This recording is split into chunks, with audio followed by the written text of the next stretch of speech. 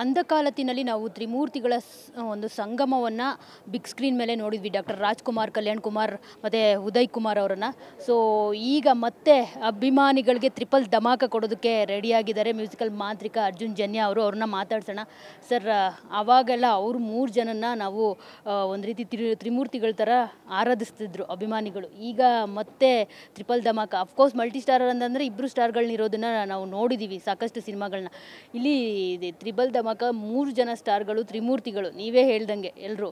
So ಎಷ್ಟು ಸಖತ್ excitement ಇರುವಂಥದ್ದು. ಹೇಗಿರುತ್ತೆ ಸರ್ ಸಿನಿಮಾ 45? ನೀವೇ ಹೇಳಿದ್ರಲ್ಲ ಮೇಡಮ್, ಎಕ್ಸೈಟ್ಮೆಂಟ್ ಫುಲ್ ಸಿನಿಮಾ ನಿಮಗೆ it will be A very good treat ಅಂತ ನಂಬಿಕೆ ಇದೆ ಮೇಡಮ್. ಯಾಕಂದರೆ 3 ಜನ ಇದ್ಮೇಲೆ ಅವ್ರದ್ದು ಇವಾಗ ಶಿವಣ್ಣ ಅವ್ರದ್ದು ಒಂದು ಸಿನಿಮಾ ನೋಡಿದಾಗಲೇ ನಮಗೆ ಶಿವಣ್ಣ ಎಲ್ಲೆಲ್ಲಿ ಬರ್ತಾರೆ ಅಲ್ಲೆಲ್ಲ ನಮಗೆ ಖುಷಿ ಆಗ್ತಾ ಇರುತ್ತೆ.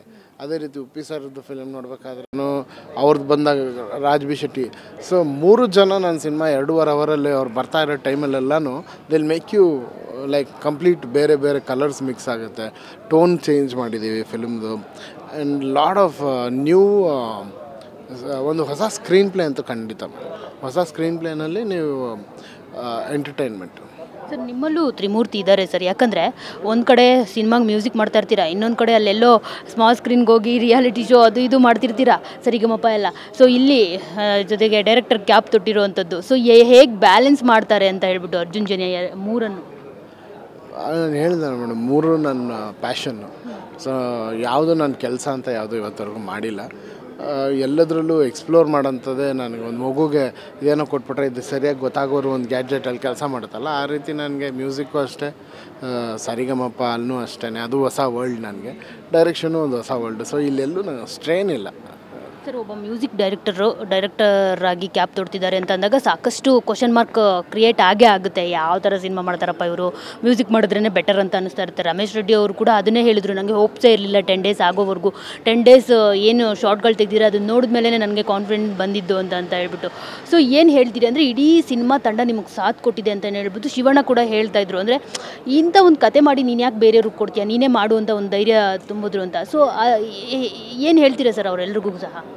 ಇಲ್ಲ ಮೇಡಮ್, ಸಹಜನೇ ಅಲ್ಲ. ಈಗ ನಾನೇನಾದರೂ ಡೈರೆಕ್ಷನ್ ಫಸ್ಟ್ ಟೈಮ್ ಮಾಡಿದರೆ ಅದು ಬೇರೆ. ಸಡನ್ನಾಗಿ ಆ ಡಿಪಾರ್ಟ್ಮೆಂಟಲ್ಲಾದರೂ ನಾನು ಅಸಿಸ್ಟೆಂಟ್ ಡೈರೆಕ್ಟರ್ ಆಗಿದ್ದು ಏನೋ ಮಾಡಿದರೆ ಅದು ಬೇರೆ. ಸಡನ್ನಾಗಿ ಮ್ಯೂಸಿಕ್ಕೇ ಮಾಡ್ತಾ ಇದ್ದವರು ಡೈರೆಕ್ಷನ್ ಅಂದಿದ ತಕ್ಷಣ ಆಟೋಮೆಟಿಕ್ಕಾಗಿ ಎಲ್ಲರೂ ಅನಿಸುತ್ತೆ ಅಲ್ವಾ. ಈಗ ಬೇರೆ ಏನೋ ಕೆಲಸ ಮಾಡೋ ಸಡನ್ನಾಗಿ ಪೈಲಟ್ ಆಗೋಕ್ಕೆ ಹೋದರೆ ಗುರು ಇವ್ನಿಗೆ ಹೆಂಗೆ ಫ್ಲೈಟ್ ಓಡ್ಸೋಕ್ಕೆ ಬರುತ್ತಾ ಇಲ್ವಾ ಅಂತ ಅನಿಸುತ್ತೆ. ಅನಿಸಿರೋದ್ರಲ್ಲಿ ಏನು ತಪ್ಪಿಲ್ಲ. ಬಟ್ ಯಾರೇ ಫಿಲ್ಮ್ ನೋಡಿದ್ರು they will be happy. So ಯಾವುದೇ ಇಲ್ಲಿವರೆಗೂ ಬಂದಿರಲಿ ಎಲ್ಲದನ್ನು ಡಿಕೋಡ್ ಮಾಡಿದ್ದಾರೆ. ಅಂದರೆ ಈ 45ನ ಮಾತ್ರ ಯಾರಿಗೂ ಡಿಕೋಡ್ ಮಾಡೋಕ್ಕಾಗ್ತಿಲ್ಲ. ಏನಿದು 45 ಅಂತ? ಏನಾದರೂ ಗೋಲ್ಡ್ ಹಿಂದೆ ಬೀಳೋದಾ, ಹೇಗೆ ಏನು ಎಲ್ಲರೂ ಅಂತ? ಆ ಸಸ್ಪೆನ್ಸ್ ಇದ್ದರೆ ನಿಮಗೆ ಫಸ್ಟ್ ಡೇ ನೋಡಬೇಕಾದ್ರೆ ಥ್ರಿಲ್ ಅನಿಸುತ್ತೆ. ಆದ್ದರಿಂದನೇ ಅದನ್ನು ಹೋಲ್ಡ್ ಮಾಡಿದ್ದೀವಿ ಮೇಡಮ್. ಇಲ್ಲಾಂದರೆ ಅದನ್ನು ಹೇಳಿಬಿಟ್ರೆ ಫಸ್ಟ್ ಡೇ ನಿಮ್ಗೆ ಆ ಥ್ರಿಲ್ ಹೋಗ್ಬಿಡುತ್ತೆ. ಆಮೇಲೆ ಫಸ್ಟ್ ಡೇ ಆದಮೇಲೆ ಎಲ್ಲರಿಗೂ ಗೊತ್ತಾಗ್ಬಿಡುತ್ತೆ. ನೀವು ಬರೀ 45 ಅಲ್ಲ, ಈ ಫಿಲ್ಮಲ್ಲಿ ಪ್ರತಿ ಹಂತನೂ ನಿಮಗೆ ಸರ್ಪ್ರೈಸ್ ಮಾಡ್ತೀವಿ. ಫಿಲ್ಮ್ ನೋಡ್ತಾನೆ ಇದೆಲ್ಲ ಇದೆ ಅಂತ. ಸೊ ಅದನ್ನು ಎಷ್ಟು ಅಂಡರ್ ಪ್ಲೇ ಮಾಡ್ತೀವಿ ಅಷ್ಟು ಒಳ್ಳೆಯದು. ಯಾವ ಜಾನರ್ ಬರುತ್ತೆ sir? Because Shivanna look different ಆಗಿದೆ, ಮತ್ತು ಉಪ್ಪಿ ಸರ್ ಕೊಂಬು ಗಿಂಬು ಅದೆಲ್ಲ ಈಗಿನ ಕಾಲದಲ್ಲಿ ಇಲ್ಲ ಯಾರಿಗೂ. ಸೊ ಯಾವ ಜಾನರ್ಗೆ ಹೋಗ್ತೀರಿ? ಯಾವ ಈ ಕಾಲ ನೀವು ಫಿಲ್ಮ್ ನೋಡಿ ನೀವೇ ನನಗೆ ಹೇಳ್ಬೇಕಿದ್ದು ಯಾವ ಜಾನರ್ ಅಂತ ನನಗೆ ಗೊತ್ತಿಲ್ಲ. ಹೇಗಿರುತ್ತೆ ಅಂತ ಸರ್ ಹೋಗಿ? ಮೇಡಮ್ 100% ಎಂಟರ್ಟೈನಿಂಗ್ ಆಗಿರುತ್ತೆ, ಹೊಸದಾಗಿರುತ್ತೆ, ಆ್ಯಂಡ್ ಮನಸ್ಸಿಗೆ ಖುಷಿ ಕೊಡುತ್ತೆ ಸರ್. ಜೊತೆಗೆ ಹಸು ಬೇರೆ ಬರುತ್ತೆ. ರಾಜ್ ಬಿ ಶೆಟ್ಟಿ ಅವ್ರ ಲುಕ್ ಆ ಥರ ಇರುತ್ತಾ, ಹೇಗೆ ಏನು ಅಂತ.